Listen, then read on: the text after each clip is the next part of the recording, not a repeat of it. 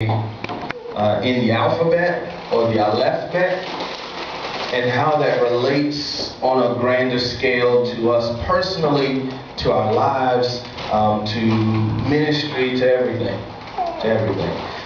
So I'm going to recap a little bit and pull out some of the key areas that we talked about. Number one was we established, just kind of from a foundational standpoint, that again up here, using Aleph Tav, using Alpha Omega, is the first letter of the alphabet or alphabet and the last letter. We also established that Yahweh called himself the Aleph and the Tav. And we kind of talked a little bit about the difference between that first level of Aleph and Tav kind of being on the same level as an Alpha and Omega. And then we talked about how now the saying it and understanding it from a Hebraic perspective is definitely going to give us a much deeper, broader understanding of what Yahweh is really saying. So we talked about, really from the perspective of the Greek, that it's simply the first letter and the last letter. Just simply the first letter and the last letter. Nothing special about it. In Greek, there's no meanings of the letters. They're put together in words, and then they mean something. So from the onset, they don't really mean anything. But we looked at in the Hebrew and applied the meaning of the letters, because the letters actually do have meaning. In the Hebrew, they actually have a meaning. And we looked at a few scriptures also looking at the correlation and how Yahweh and Yahshuah are truly one, and how we can prove that through this simple phrase, him saying in these different points in scripture, I am the Aleph and the Tav, I am the beginning and the end. And when he says that, what he's saying is exactly what he said when he was on the earth. I and the Father are one. So we see in these key places where Yahweh says, I am the Aleph and the Tav. And then we see in Revelation where Yahshuah says, I am the Aleph and the Tav, who was once dead, but is now alive again. So we can see that there's a clear connection, and that there's not really a question to Yahweh or Yahshuah being any different or being separated. So that kind of recaps us and gets us at least to a certain level. And another part of what we talked about was Genesis 1 and 1. And we went through those first 7 words.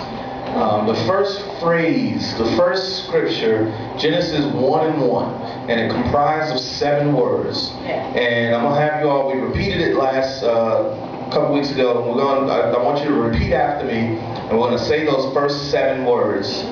And the first word is Bereshit, Bara, Elohim, Et, Hashamayim, Viet, Haaretz. And we said what that meant was, in the beginning, God created the heavens and the earth. And what we also picked up on is that these 7 words have right in the middle Aleph Tav, which again, if we go to Greek, it just means nothing. It's the first letter and the last letter, and it doesn't mean anything. If we go to the Hebrew, Aleph and Tav is what Yahweh declared himself as. So then we looked at, one, the positioning of those letters, and they're right in the middle, perfectly aligned, perfectly in the middle, 4 from the beginning, 4 from the end. And then the other thing that we picked up on was that the Aleph and the Tav had no placement or word associated with it in the phrasing. So it's there, It's written, but we don't say anything.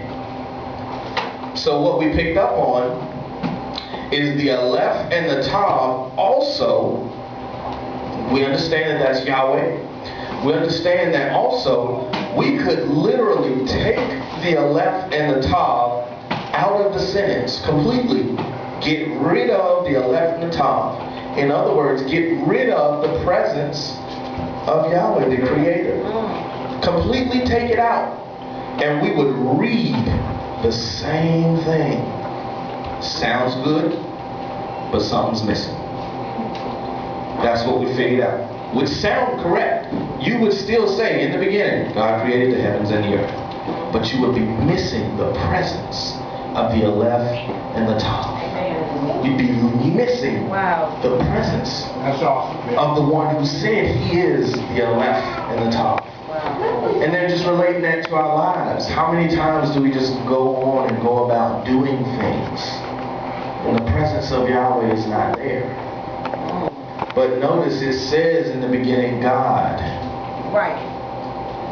So how often do we do things, how many traditions, how many customs do we partake in where Yahweh has never been present, and yet we still do it? We still read the phrase in the beginning, God created the heavens and the earth. But truly the presence of the Aleph and the Tav is not there. So we're going to move from that point, and we're going to look at now a little deeper into the letters and what they mean. For starters, let's just start with the Aleph and the Tav. Aleph is again the first letter, and it is the symbol of an ox, and also means master. So again, the Aleph is the first letter, and it's the symbol. Its symbol is an ox, and the meaning of it is known as the letter that represents master. So master. Tav. Tav is again the last letter, and with it being the last letter, it means sign, mark, or cross. So an X or an upright cross is what would have been recognized in Paleo Hebrew. So again, Aleph, master or ox, and then Tav, sign, cross, X. Now, I was looking at a teaching a gentleman did on YouTube, and it was awesome because he pointed out a word that has the Aleph and the Tav on the outside. There's an Aleph on the beginning and a Tav on the end. And remember, just remember a memory jogger. Sorry, Hebrew is not our traditional left to right. It's right to left.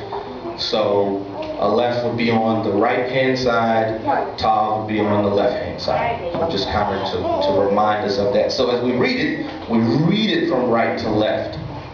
But obviously for our westernized minds, we have to still kind of translate and think left to right because you don't read it backwards. So, and what the word is that he pointed out is Aleph, Mem, Tav. So again, Aleph, Mem, Tav.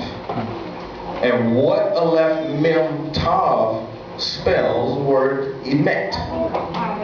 And emet means truth. So again, Aleph, Mem, Tav. And the word is emet, and it means truth. Truth, certainty, faithfulness, surety, right? All of these are sort of synonyms for that word emet. Now, if we look at the letter that we added a mem. Makes it sound like an M. So we added a mem. Aleph, Mem, Tav. Mem represents water. So now let's kind of look at this word. We have Aleph, which we said master. Now we have Melo, which is water. Then we have Tav, which is cross. So again, the word that means truth. Somebody, we know this scripture like the back of our hands.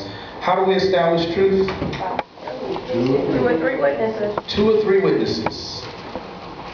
Aleph Tav. And then you say Aleph Mem Tav. You've established truth.